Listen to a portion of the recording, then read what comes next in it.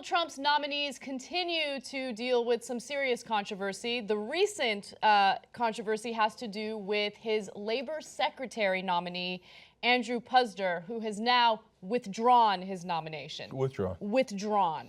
Oh. Ladies and gentlemen, we got him. So much drama in this case. So Puzder was supposed to have his confirmation hearing tomorrow on Thursday.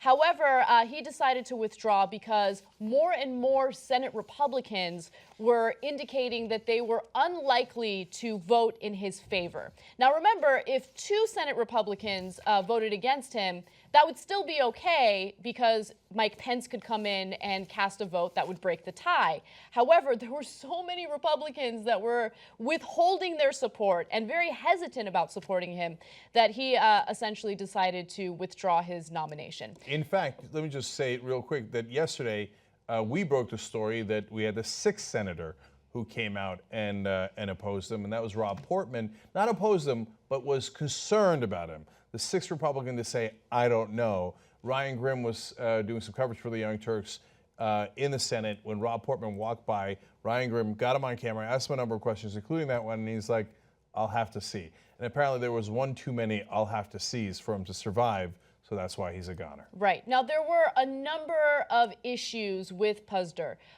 Number one issue was the fact that he actually employed an undocumented immigrant for a number of years. And of course, that goes against the so-called messaging of Trump and his administration. He also had to pay back taxes as a result of employing that woman.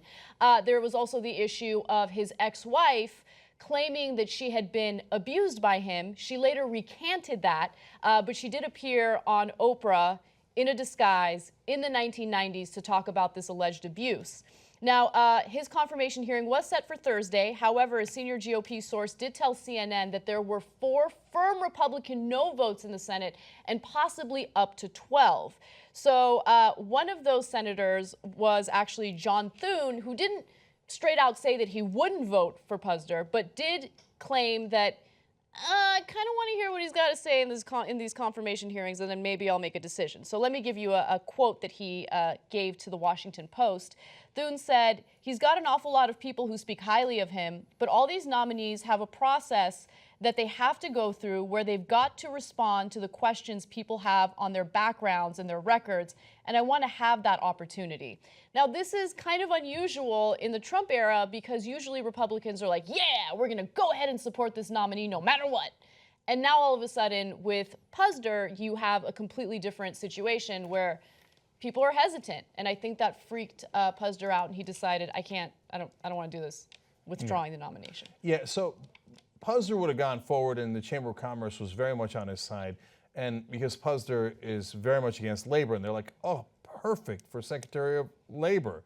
And he's been arguing against higher wages for a long time, and big business loves that he was against higher wages for the workers.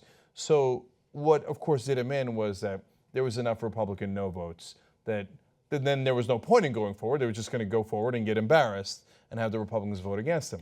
But now, all of a sudden, we've got 2 guys on Trump's team who've been knocked out. You got Mike Flynn, who was already National Security Advisor, gone, fired by Trump, and Puzder has withdrawn. So starting to rock a little bit, getting a little woozy. Yeah. So now, but at the same time, don't get carried away.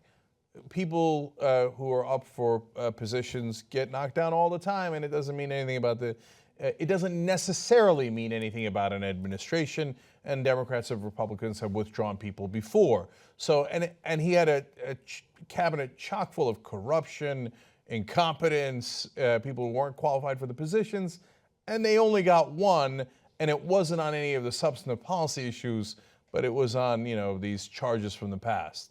So don't get overexcited either. Right. So let me give you some more information about what's going on. So you mentioned the corruption. I think the corruption is a very relevant part of all of this. Now, understand that Senate Republicans had no problem with what I'm about to tell you, but Puzder was actually a huge supporter of Donald Trump's. And how did he support Donald Trump? Well, he contributed hundreds of thousands of dollars to his campaign. So according to the Washington Post, he and his wife, Deanna Puzder, contributed a total of $332,000 to Trump's bid, joint fundraising committees, and to the Republican National Committee.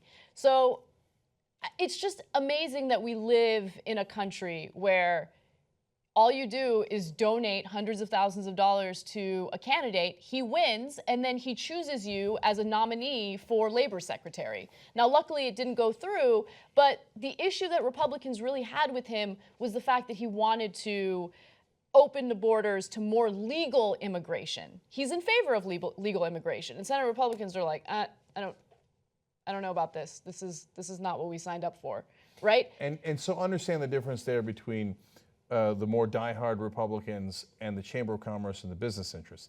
Puzder represents those business interests. He was the CEO of this fast food company chain. And they like really, really cheap labor.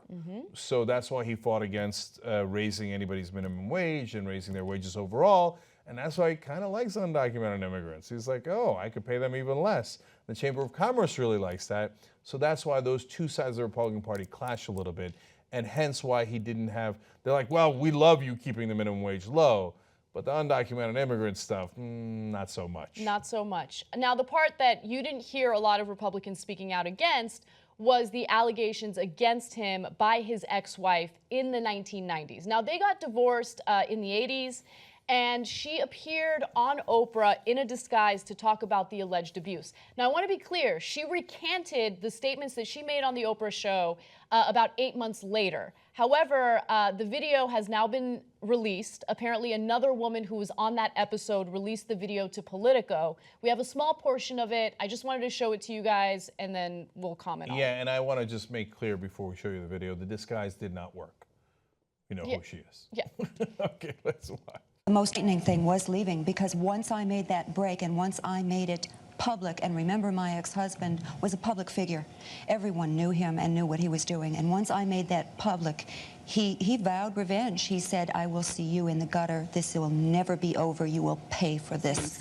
That is such a terrible disguise. I just can't. No, what do you mean? You can't tell that it's her. She's wearing sunglasses. All you have to do is wear sunglasses, and no one knows it's you. And a wig. Yeah, that's it. You're done. Anyway, so they knew exactly who she was. They found the old tape. It was released, and it didn't help his cause. But the underlying issues and the clash within the Republican Party also contributed to that loss. Support independent media and get the whole Young Turks 2-hour show and other network shows all ad-free. TYTnetwork.com/join. Come join us today.